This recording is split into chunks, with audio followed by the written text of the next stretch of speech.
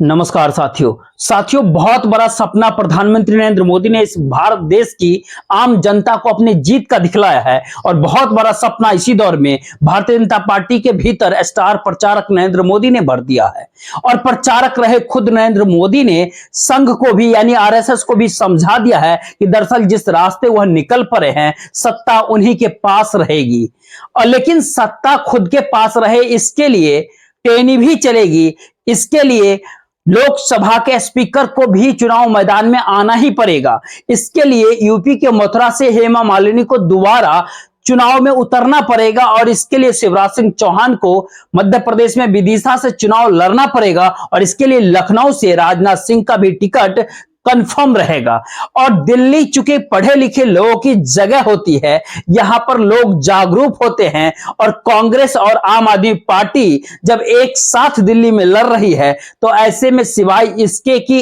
एक ही चेहरे को अब तक बरकरार रख लिया गया, वह मनोज तिवारी का चेहरा होता है। बाकी 4 सीटों के ऊपर बिल्कुल नए 4 चेहरे होंगे और हर्षवर्धन सरीखे डॉक्टर साहब जो हैं वह भी हाशिए पे चले गए, टिकट उनकी कट गई। इस पूरे लिस्ट के 2, 3, 4 मैसेज बहुत साफ निकलती है। प्रधानमंत्री नरेंद्र मोदी अपने 400 पार के नारे पे टिके हैं या फिर 272 की लड़ाई में जुटे हुए हैं। अगर दूसरा सवाल, अगर वो 272 की लड़ाई अगर लड़ रहे हैं 2024 के लोकसभा चुनाव के मद्देनजर, तो वो कोई नया प्रयोग करने की दिशा में इस दौर में बढ़ नहीं सकते। अगर सवाल है कि अगर 400 के नारे के आसरे वो आगे बढ़ रहे हैं तो क्या ऐसे में उन सारे लोगों को टिकट दिया गया है जो जमीन पे सच में बहुत मजबूती के साथ बीजेपी के भीतर काम करते हैं और उनकी राजनीतिक जमीन इस दौर में धीरे धीरे फैल रही है, बड़ी हो रही है। और एक संदेश लगातार जा रहा था कि आखिर कार्यकर्ताओं को टिकट देना चाहिए और बड़े नेताओं का टिकट काट देना चाहिए। यह बात इस पूरे पहली लिस्ट में खारिज हो जाती है।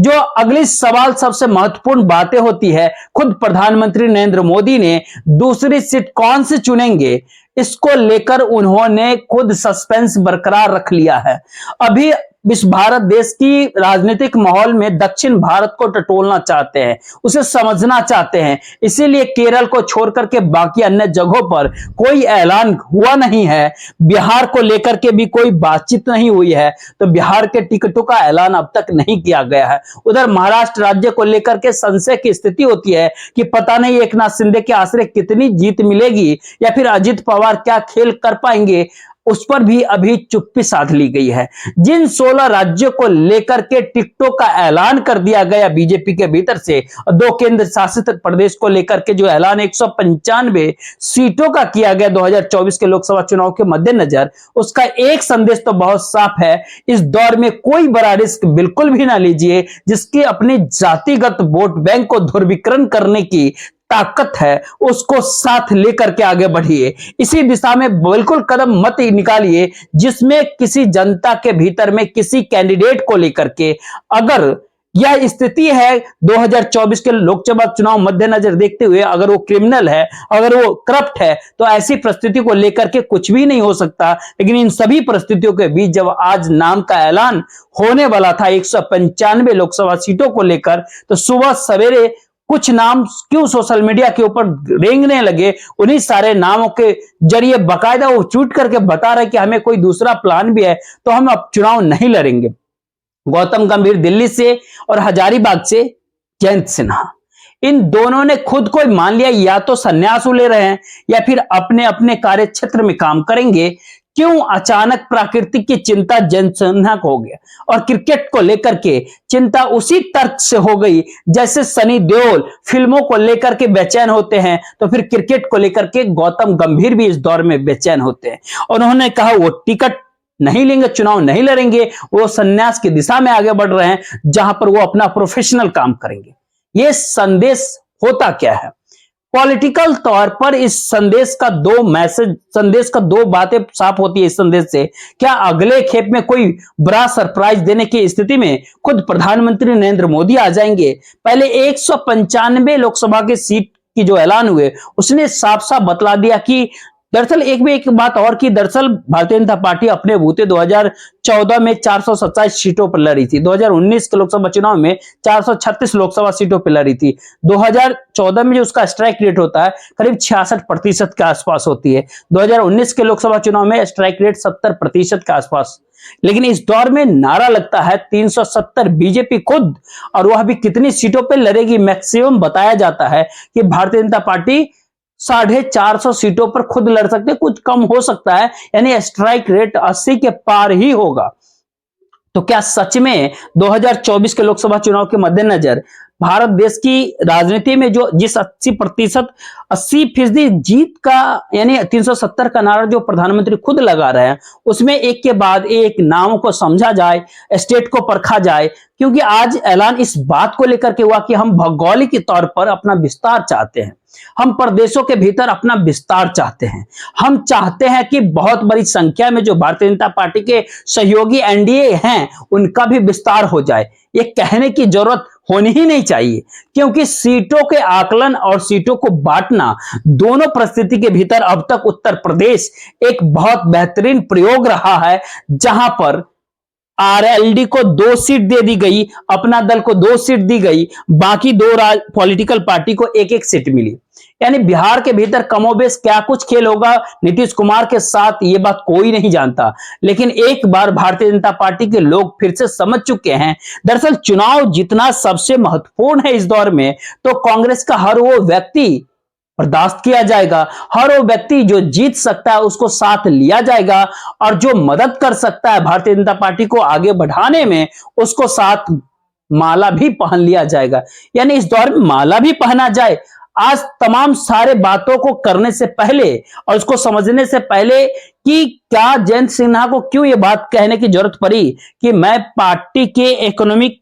और गवर्नेंस से जुड़े हुए मामले को देख करके उस पर काम करता रहूंगा, लेकिन मैं ग्लोबल क्लाइमेट चेंज से जुड़े भारत और दुनिया के भीतर चल रहे कामों पर आप फोकस करना चाहता हूं। यानी गौतम गंभीर को इस दौर में क्यों कहना पड़ा कि क्रिकेट से जुड़े कुछ कमिटमेंट्स है, इसी भिदोरी का टिकट क्यों कट गया इसी दौर में दिल्ली के भीतर ही जो इस भारत देश के विदेश मंत्री राज्य स्तर के मीनाक्षी लेखी, उनका टिकट क्यों कट गया। इसी दौर में नामों का जिक्र अगर किया जाए तो सुषमा स्वराज की बेटी बांसुरी स्वराज की जरूरत एक ही झटके में नई दिल्ली से क्यों पड़ गई। वो बहुत ही हाल में आई है, पार्टी के साथ जुड़ी है, लेकिन चेहरा है सुषमा स्वराज की लेजेसी को लेकर के वो आगे बढ़ सकती है। और इन सबों के बीच साहिब सिंह वर्मा को बेटे प्रवेश वर्मा, उनका टिकट भी कट जाता है, उनके जगह कमलजीत शेरावत को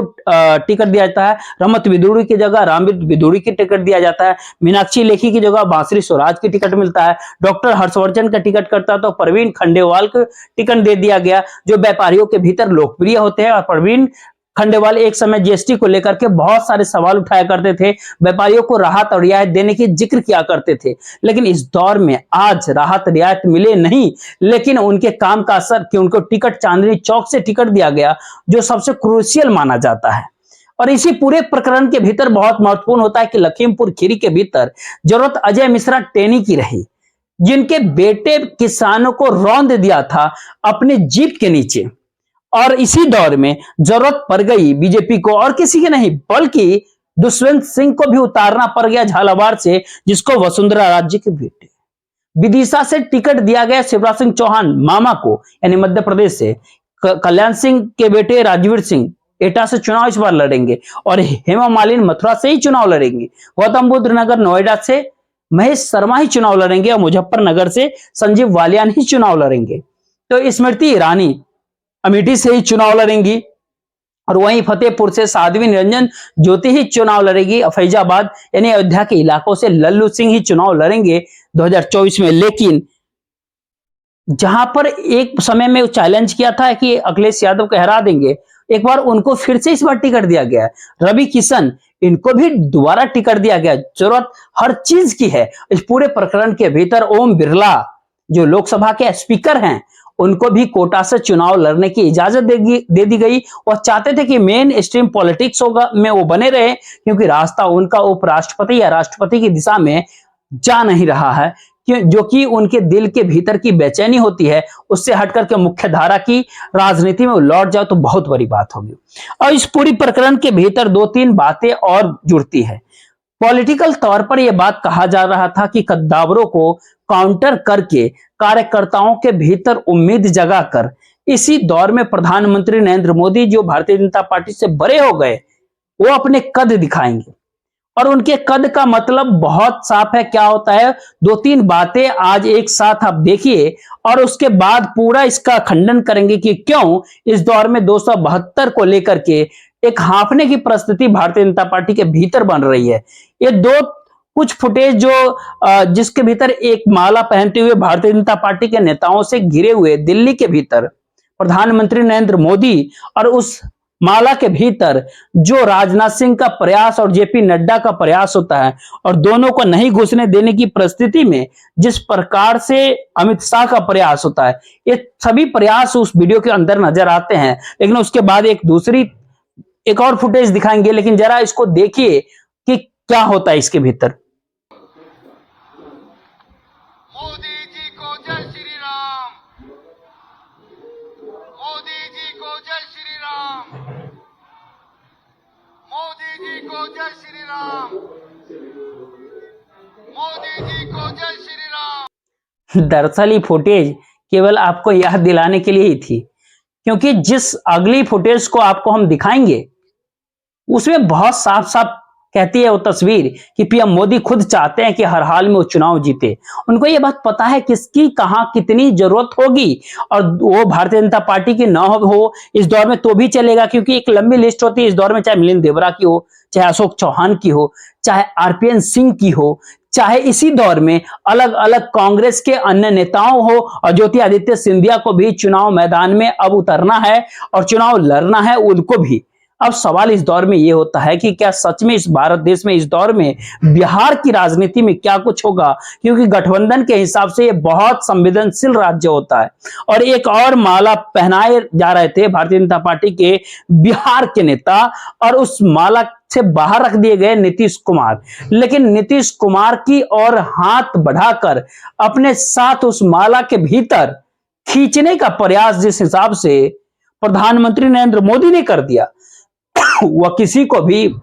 मन गदगद कर सकता है। यानी राजनाथ से चलेंगे, जेपी नड्डा नहीं चलेंगे, लेकिन नीतीश कुमार जरूर चलेंगे। जरा इस फुटेज को फिर से आप देखिए।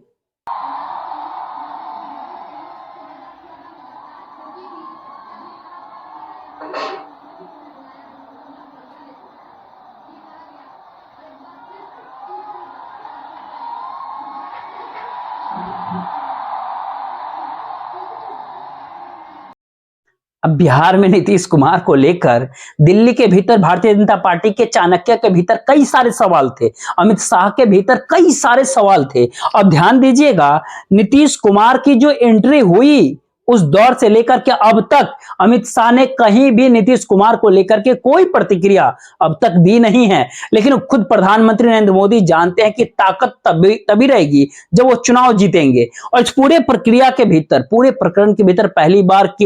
केरल के मल्लापुरम से डॉक्टर अब्दुल सलाम को टिकट दिया गया है। ये नाम इसलिए इस दौर में जरूरी होता है क्योंकि 2019 के लोकसभा चुनाव में किसी भी मुस्लिम उम्मीदवार को भारतीय जनता पार्टी ने नहीं उतारा था। पहली बार केरल के मल्लापुरम से टिकट दिया गया डॉक्टर अब्दुल को। और ये सवाल बार बार उठता है कि पासमानदा समाज भारत के जो मुस्लिम समुदाय के भीतर 70 से 80% होते हैं, उसको लेकर के प्रधानमंत्री नरेंद्र मोदी राष्ट्रीय कार्यकारिणी चाहे 2017 के भीतर ओडिशा के भीतर हो, 2022 के भीतर हैदराबाद में हुआ हो, या पिछले साल दिल्ली और भोपाल के भीतर जो हुआ, बार बार पासमानदा समाज की सामाजिक न्याय का वो जिक्र करते रहे हैं। और उत्तर प्रदेश के स्थानीय निकाय चुनाव के भीतर 300 टिकट मुस्लिम समुदाय को दिए गए थे, जिसके भीतर 60 जीते थे। लेकिन सत्ता के साथ चुनाव, और चुनाव के साथ अपने तौर पर राजनीति साधने की कोशिशें, यानी ये कहे कि सामने वाले को कमजोर करके साथ लेकर के आ जाना, और साथ लेकर के आए उसके बाद दूसरा कोई विकल्प उसके पास ना बचे। इस पूरे प्रकरण के भीतर अगला सवाल उठता है, क्या दक्षिण का दरवाजा चाहे वो तेलंगाना हो चाहे कर्नाटक हो, जो दोनों राज्य होते हैं इस समय कांग्रेस के पास होते हैं। और जिस आंध्र प्रदेश के भीतर चंद्रबाबू नायडू से या यारी दोस्ती यारी की गई, वहां पर दखल कैसे दी जाएगी और वहां पर पॉलिटिकल तौर पर राजनीति कैसे साधी जाएगी, यह सवाल इस दौर में इसलिए महत्वपूर्ण होता है कि तेलंगाना के 9 सीटों पर अपने उम्मीदवारों को उतारा गया, उसमें सिटिंग एमपी से हट करके दूसरा नाम भारतीय जनता पार्टी कोई सोच ही नहीं सकती। और पॉलिटिकल तौर पर उन्हें टिकट दिया गया था, उनसे राय लिए बगैर उनसे हट करके किसी उम्मीदवार को उतारने की कोशिश की ही नहीं गई। यह तो एक तेलंगाना की परिस्थिति होती है। दरअसल आज जो 195 लोकसभा सीटों का ऐलान हुआ, उसके भीतर महत्वपूर्ण राज्य पश्चिम बंगाल होता है, जिसमें 26 सीटों का ऐलान कर दिया गया। उसमें शुभेंदु अधिकारी का भी नाम होता है। उस पूरे प्रकरण के भीतर कई नाम इसलिए भी काफी महत्वपूर्ण इस दौर में हो जाते हैं, जैसे अर्जुन राम मेघवाल का जो बीकानेर से लड़ेंगे, भूपेंद्र यादव जो अलवर से लड़ेंगे, ज्योति मिर्धा जो नागौर से लड़ेंगे, और आलोक शर्मा जो भोपाल से लड़ेंगे। प्रज्ञा सिंह ठाकुर का नाम काट दिया गया और केरल के भीतर से अनिल एंटोनी का टिकट दे दिया गया, जो ए.के. एंटोनी यानी कांग्रेस में एक समय जब सोनिया गांधी का सबसे करीब के दौर के होते हैं, उनके बेटे अनिल एंटोनी को टिकट दे दिया गया। लेकिन एक सवाल इस दौर में यह भी उठता है, क्यों अनंतपुरम के टिकट शशि थरूर की रहती है, तो उसके सामने किसकी खड़ा करें? तो राज्यसभा के जो राजीव चंद्रशेखर होते हैं, जो आईटी डिपार्टमेंट इस दौर में संभालते हैं, उनको वहां पर लाया गया एक संदेश देने भर के लिए कि किस परिस्थिति में किस प्रकार से कौन होंगे। और सर्बानंद सोनोवाल को डिब्रूगढ़ से चुनाव लड़ना है, किरण रिजिजू अरुणाचल प्रदेश से चुनाव लड़ेंगे जो पिछले बार लड़े थे, ब्रिजमोहन अग्रवाल रायपुर से चुनाव लड़ेंगे। लेकिन इस दौर में रमन सिंह का नाम आपको नहीं सामने देखेंगे, आप कहेंगे विधानसभा के भीतर है, लेकिन उनके राय मशवरे की जरूरत दिल्ली को जरूर पड़ेगी ही। और गजेंद्र शेखावत जोधपुर से लाया गया है, चित्तौड़गढ़ से एक जोशी साहब। अब यहाँ पर उत्तराखंड के भीतर अगर झांके तो अडी टंडा को अजय भट्ट को टिकट दे दिया गया। इस कड़ी में आगे अगर बढ़ेंगे तो इसी दौर में स्मृति ईरानी अमेठी से है, लेकिन रायबरेली पे चुप्पी साधी गई। गोंडा से राजा भैया को टिकट मिला। और जब डुमरियागंज से दीपिका पाल और चुनावी वहां से जो पहले से वो लड़ते थे वहां से लड़ेंगे। 2-3 बातें कोई भी कर सकता है, किसी ने अपने इलाके में कितना काम किया, हर कोई कितना काम किया उसके आधार पर टिकट दिया गया। दूसरा सवाल हो सकता है, पॉलिटिकल तौर पर बार बार इस बात का जिक्र होता था देश में कि प्रधानमंत्री नरेंद्र मोदी को आज भारतीय जनता पार्टी की जरूरत नहीं है, बल्कि सत्ता बरकरार रखने की जरूरत है। और भारतीय जनता पार्टी को प्रधानमंत्री नरेंद्र मोदी की ज्यादा जरूरत है, क्योंकि प्रधानमंत्री नरेंद्र मोदी का कद जो है पार्टी से बड़ा हो गया है, आरएसएस से बड़ा हो गया, संघ से बड़ा हो गया। लेकिन इस पूरे लिस्ट के भीतर का एक दूसरा सच ये भी होता है ये दौर में कि बहुत साफ वो कहता है कि जिस दिशा में संघ की जरूरत है, उस दिशा में संघ की जरूरत के हिसाब से ही उम्मीदवारों को खड़ा करना ही पड़ेगा। और इसीलिए जो कहते हैं ना, अगले खेप जो आएगा उसमें संघ का प्रभाव। और इस दौर में जो संघ से जो राय मशवरे बहुत ज्यादा नहीं किया गया, लेकिन कहते हैं कि करीब 15 सीट, जिसके भीतर उत्तर प्रदेश के कम से कम 10 सीटें ऐसे हैं, उसमें संघ से राय लेनी पड़ी। यानी पॉलिटिकल तौर पर यह बार बार कहा जाता है कि जिस प्रकार से प्रधानमंत्री नरेंद्र मोदी मणिपुर पर चुप रहते हैं, खामोश रहते हैं, जिस तरह से ब्रिजभूषण की तरफ वो देखते तक नहीं है, विरोध कोई करे तो उस आवाज को दरकिनार करते हैं, जिस हिसाब से 3 मुख्यमंत्रियों को उन्होंने दिल्ली से बैठे बैठे ही बना दिया, तो फिर क्या इसी प्रकार से चुनाव के भीतर उम्मीदवारों का ऐलान भी होना है? यहां पर बहुत बड़ा झटका है, क्योंकि जिन उम्मीदवारों की लिस्ट में तमाम बीजेपी के कार्यकर्ता ये सोच रहे हैं कि उनकी मौजूदगी होगी, उन्हें निराशा मिली है। खास तौर पर इस दौर में जो असम की 11 सीटें होती है और राजस्थान राज्य की 15 सीटें, गुजरात के भीतर इसलिए 15 सीट रोक लिया गया क्योंकि प्रधानमंत्री नरेंद्र मोदी अभी तय कर नहीं पा रहे हैं कि वो दूसरी सीट गुजरात से लेंगे या फिर तमिलनाडु हो जाएंगे। तमिलनाडु के भीतर जीत पूरी तरीके से उनके साथ ठप्पा लगेगा तो ही ऐलान होगा। कुछ तो आइडिया उनको यह भी दे रहे हैं कि आप 3 जगह से चुनाव लड़ जाइए, 2 सीट छोड़ दीजिएगा 2 सीट। तब ये सवाल उठता है, क्या सच में भारतीय जनता पार्टी के भीतर उम्मीदवार की कमी पड़ गई है? क्योंकि राज्यसभा के लोगों को भी अब चुनाव लड़ने की दिशा में लाया जा रहा है, जिसका जिक्र इससे पहले भी हमने कर दिया है आपके सामने। यानी जो इस दौर में सबसे महत्वपूर्ण बात इस दौर में इस लिस्ट को लेकर के है, जो कुछ सवाल उठ रहे हैं कि सेकेंड फेज की दिशा क्या होगा और पहले फेज का मैसेज सेकंड फेज से हट करके क्यों होगा? इसके भीतर सबसे बड़ी बात इस दौर में ये होती है, जो 195 लोकसभा सीटों का ऐलान हुआ है, जिसके भीतर जो शेड्यूल कास्ट है उनकी संख्या 27 होती है, शेड्यूल ट्राइब्स होती है उनकी संख्या 18 होती है। उस हिसाब से भी समझे तो इस भारत देश के भीतर में जो सुरक्षित सीटें हैं लोकसभा की, अगले खेप के भीतर शेड्यूल कास्ट और शेड्यूल ट्राइब्स का आएगा,